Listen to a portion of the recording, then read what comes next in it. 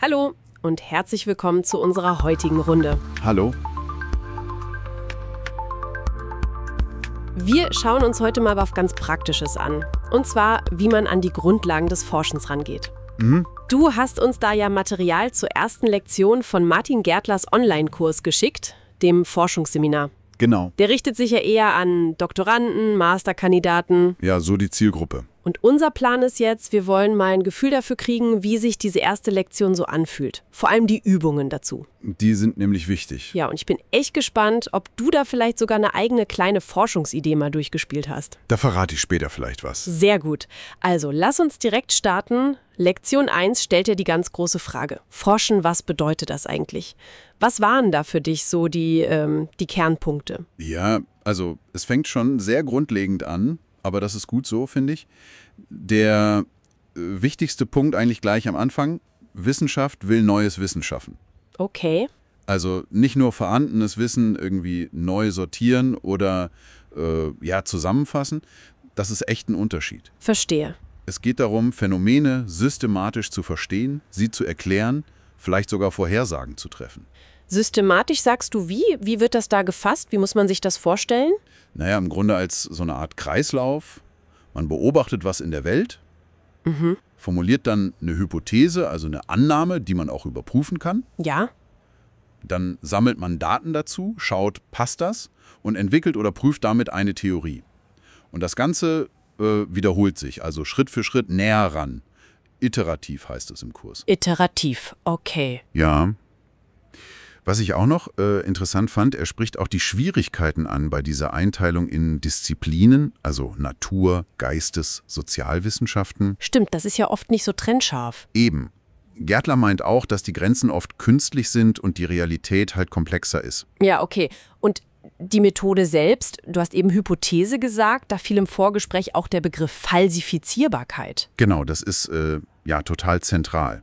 Eine wissenschaftliche Idee, eine Theorie, muss so sein, dass man sie prinzipiell widerlegen könnte. Aha. Man muss quasi sagen können, okay, wenn ich dieses Ergebnis beobachte, dann war meine ursprüngliche Annahme falsch. Das ist der Unterschied zur reinen Meinung oder Behauptung. Ganz genau. Aber, und das fand ich auch wichtig, der Kurs betont auch, absolute Objektivität ist eine Illusion. Unsere eigene Sicht, unsere Subjektivität spielt immer mit rein. Und auch die Reproduzierbarkeit von Ergebnissen, also dass andere zum selben Schluss kommen, ist nicht immer so einfach. Okay, das klingt nach einer ziemlich, soliden Basis, theoretisch. Aber der Kurs will ja gerade ins Tun bringen. 7 Übungen pro Lektion habe ich gesehen. Ja, genau. Wie war das für dich? Hast du dich da mal mit einer eigenen Idee durchgearbeitet? Absolut. Und das macht den Kurs echt aus, finde ich. Dieses Prinzip vom Hören ins Tun, das ist nicht nur so dahingesagt. Sondern? Ich habe mir zum Beispiel mal eine ganz, ganz simple Alltagsbeobachtung vorgenommen. Nur mal so als Gedankenspiel, ne? Ja, erzähl mal. Sagen wir mal, mir fällt auf, dass Leute in der U-Bahn morgens irgendwie anders auf ihr Handy starren als abends auf dem Heimweg. Ah, okay, ja, das kennt man vielleicht. Und wie ging es dann mit den Übungen dazu weiter? Naja, Übung 01 wäre dann zum Beispiel, was will ich hier genau rausfinden? Will ich das nur beschreiben, also so eine Art Bestandsaufnahme machen? Oder will ich vielleicht was erklären?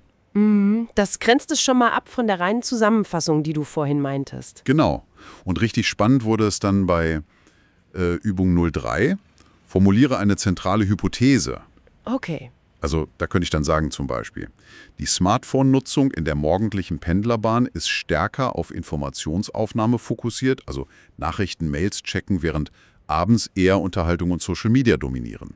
Das ist schon spezifischer, ja? Eben, Und dann kommt sicher diese Falsifizierbarkeit. Übung 05 war das, glaube ich. exakt. Da ist dann die Frage, wie könnte diese Hypothese widerlegt werden? Was müsste ich beobachten, damit meine schöne Annahme platzt?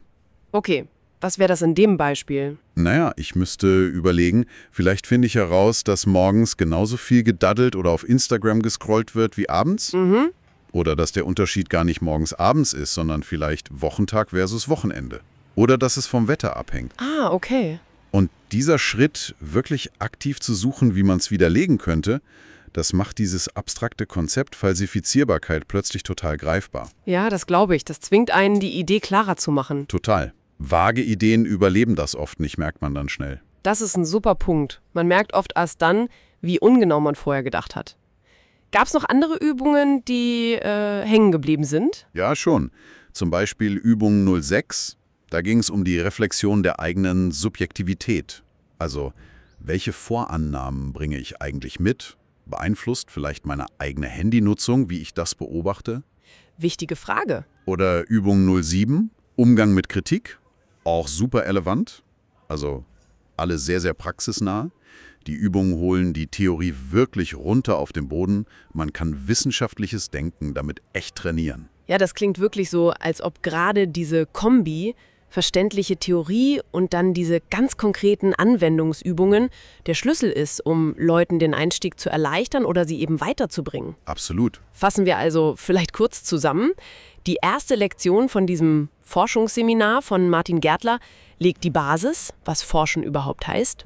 Und, was entscheidend klingt, sie zwingt dich durch diese Übung sofort die Konzepte auf ein eigenes Problem anzuwenden und sei es nur ein kleines Gedankenspiel. Der Fokus liegt klar auf ins Machen kommen.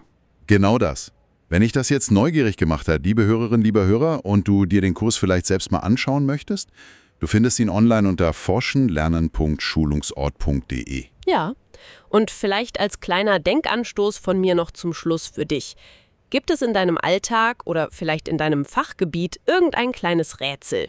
Ein Phänomen, das dich irgendwie schon länger beschäftigt? Versuch doch mal, nur so zum Spaß, diese ersten Schritte anzuwenden. Was genau beobachtest du da? Welche überprüfbare Vermutung, also welche Hypothese, könntest du daraus ableiten?